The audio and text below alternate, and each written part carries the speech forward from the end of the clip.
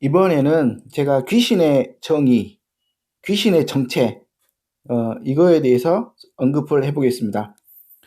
귀신에 있어서 사람들의 보통 인식은 보이지 않는 존재들이기 때문에 이 존재들을 인정하지 않고 살고 있습니다. 심지어 귀신에게 괴롭힘 당하고 병들고 정신적인 문제가 생기더라도 또는 하나님에게서 떨어지게 하는 이 존재들의 그 역할에도 불구하고 사람들은 이걸 애써 무시하고 살고 심지어 교회에서도 이걸 언급을 하지 않고 큰 교회 목사님들, 보통 정규 장로교 신학교 같은 그런 신학교 나오신 분들은 정신적인 문제가 생기면 무조건 정신병원 가서 치료를 받으라고 합니다. 심지어 그 원인이 귀신에 있더라도. 그래서 이 시간에는 귀신의 정의, 귀신의 정체에 대해서 제 나름대로 제가 설명을 해보겠습니다. 성경에서는 귀신, 신, 영 이런 게 언급이 됩니다. 그래서 성경에서 언급이 된다는 건 성경에서는 이들의 존재를 인정한다는 의미입니다. 예수님께서 십자가에서 못 박혀 죽으셨고 부활하셔서 올라가셨는데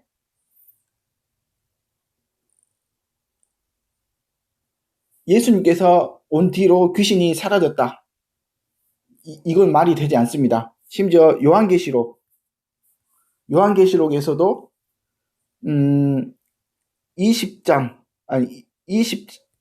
20장에서 사탄이 멸망이 되는데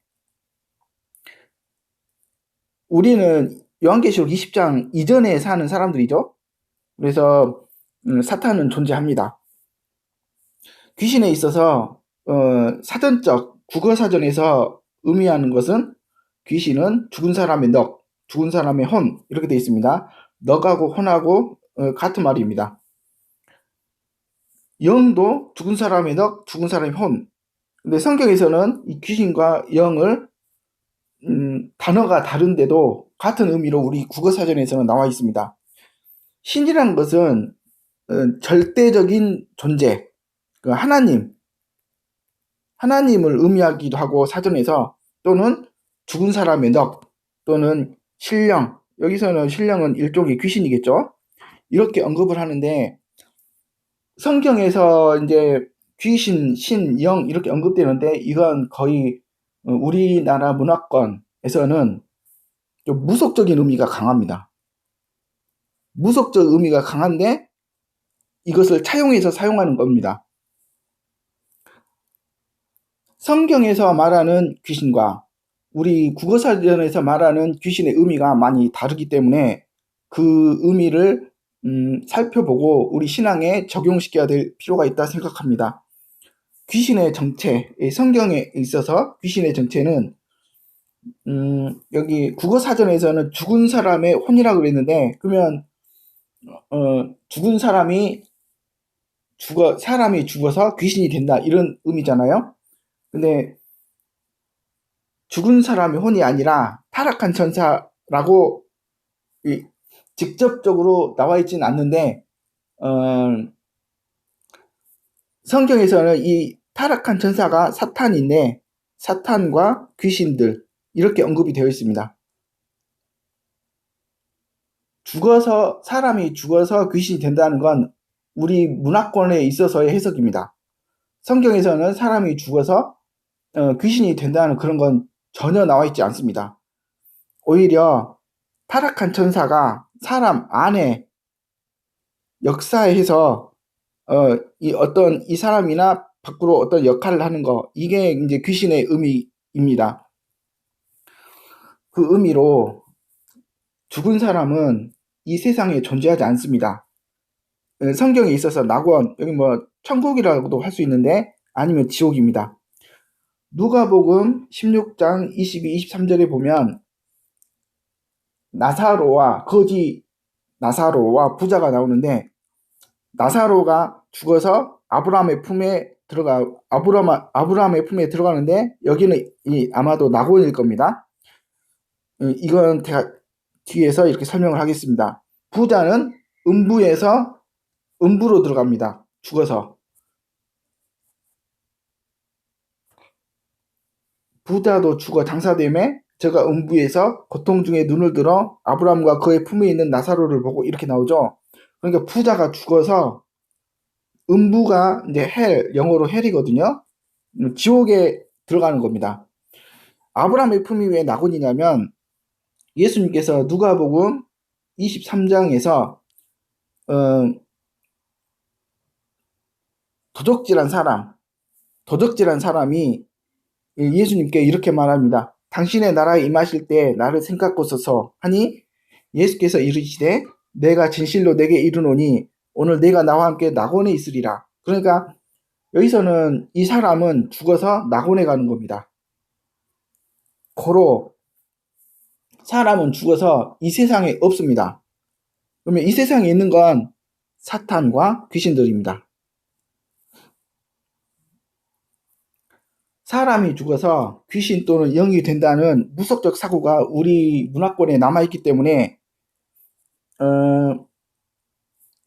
축기 사역이 또 어떨 때는 무속화 이단화의 원인이 되기도 합니다. 그래서 어떤 단체에서는 귀신을 쫓아낼 때 죽은 사람의 이름을 불러서 쫓아내고 또는 죽은 사람의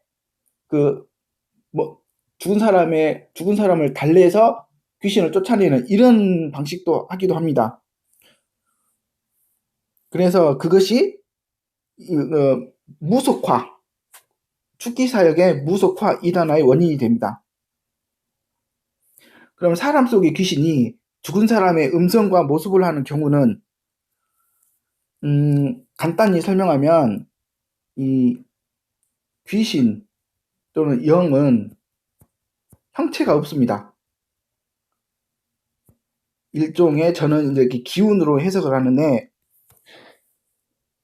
어떤 사람 안에 여기 사람이 있으면 이 사람 안에 귀신의 기운을 가지고 있습니다. 근데 이 기운이 이 사람의 모습으로 이게 드러나는 것이다. 이렇게 저는 해석을 하고 있습니다.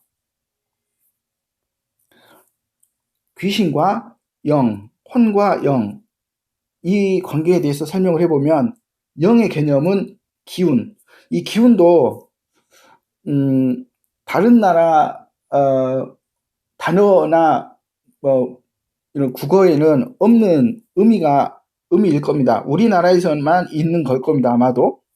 근데 이 기운 하면 우리나라는 다 알아먹습니다. 이 요한계시록 22장 1장에 보면 저가 수정같이 맑은 생명수의 강을 내게 보이니 하나님과 및 어린 양의 보좌로부터 나서 하나님과 어린 양 예수 그리스도 하나님의 아들이신 예수 그리스도의 보좌로부터 나옵니다. 왜냐하면 이 생명수가 하나님과 하나님의 아들이신 예수 그리스도로부터 이렇게 흘러나오는 거기 때문입니다. 그래서 삼위일체라고 하는데 성경에서 성령의 모습이 없습니다. 예수님의 하나님 아버지의 모습은 요한계시록에 나옵니다. 이 모습이 묘사가 되죠. 예수님께서도 육체를 가지고 이 세상에 오셨기 때문에 이 모습이 묘사가 되어 있습니다. 그렇지만 하나님의 성령의 모습은 묘사가 되어 있지 않습니다. 왜냐하면 이건 모습이 없기 때문입니다. 왜 모습이 없냐? 기운이기 때문입니다. 제가 어떤 사람에게 성령이 뭐예요? 이렇게 물어보면 그거 하나님의 기운이라는 측면으로 설명하면 100% 다 이해를 하십니다. 그래서 사람의 영은 사람의 기운 이렇게 해석을 해도 크게 어긋나지 않고 귀신의 영은 귀신의 기운이다. 이렇게 해석해도 어긋나지 않습니다. 왜냐하면 이 하나님의 영, 하나님의 성령 이것에 대한 의미가 불, 물, 기름, 구름 이렇게 언급이 성경에 되거든요. 이것 전부 다 하나로 기운이라는 의미로 하면 해석이 됩니다. 이 기운은 또 다르게 하면 생명, 예수 그리스도의 생명, 하나님의 생명 이렇게 해석해도 다르지 않습니다. 왜냐하면 성경에서 이 생명 자체를 성령으로 해석하는 측면이 강하기 때문입니다. 그래서 영은, 이 기운은 혼에서 흘러나오는 것입니다. 왜냐하면 하나님과 어린 양 예수 그리스도로부터도 이 생명이 나오기 때문입니다. 그래서 하나님과 어린 양의 혼에서 흘러나오는 것이 이 생명입니다. 하나님의 영은 하나님의 혼 또는 하나님 아들의 혼에서 흘러나오는 것입니다. 하나님과 하나님의 아들은 100% 일치하시기 때문에 하나님의 이 생명도 100% 일치합니다. 그래서 삼위 일체 이렇게 되시는 거고요. 성경에서 귀신과 귀신의 영은 가끔 같은 의미로 사용이 됩니다. 왜냐하면 하나님의 영과 하나님은 같은 겁니다. 왜냐하면 하나님의 영은 하나님의 일부분이 하나님 자신의 일부입니다. 하나님 자신의 일부를 우리에게 주시는 거고, 예수 그리스도께서도 자기 자신의 생명, 그 일부, 자기 자신의 일부를 우리에게 주시는 것입니다. 성경에서 하나님과 하나님의 영은 같은 의미입니다. 하나님의 영은 하나님께서 자녀들에게 주시는 것인데 자기 자신의 일부를 떼서 우리에게 주시는 것입니다. 왜냐하면 우리가 자녀이기 때문에 자신의 것을 주시는 것입니다.